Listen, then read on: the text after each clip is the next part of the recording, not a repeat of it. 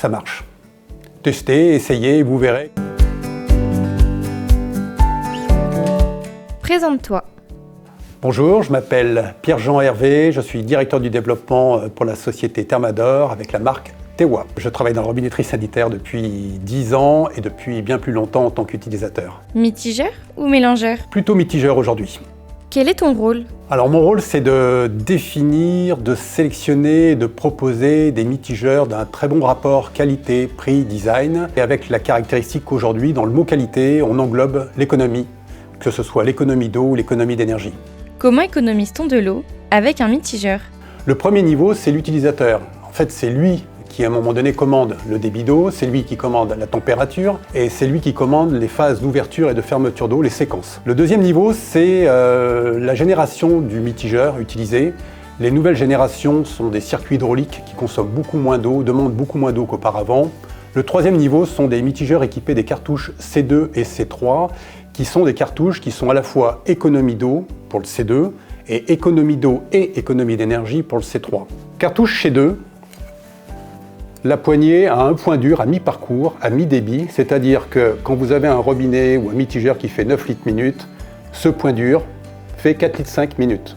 Et il faut forcer pour franchir et avoir le plein débit. Économie d'eau, puisque par défaut, on vous propose 4 litres 5.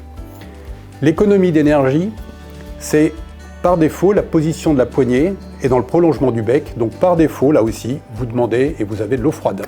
Là où les mitigeurs de l'ancienne génération demandaient de l'eau tiède. Le quatrième niveau, c'est utiliser des mitigeurs qui proposent de l'eau à la demande ou dans des temps très courts. À la demande, c'est les mitigeurs électroniques infrarouges. Vous mettez vos mains, l'eau coule, vous enlevez vos mains, l'eau ne coule plus. Donc vous avez des économies d'eau potentielles de l'ordre de 50 à 60%.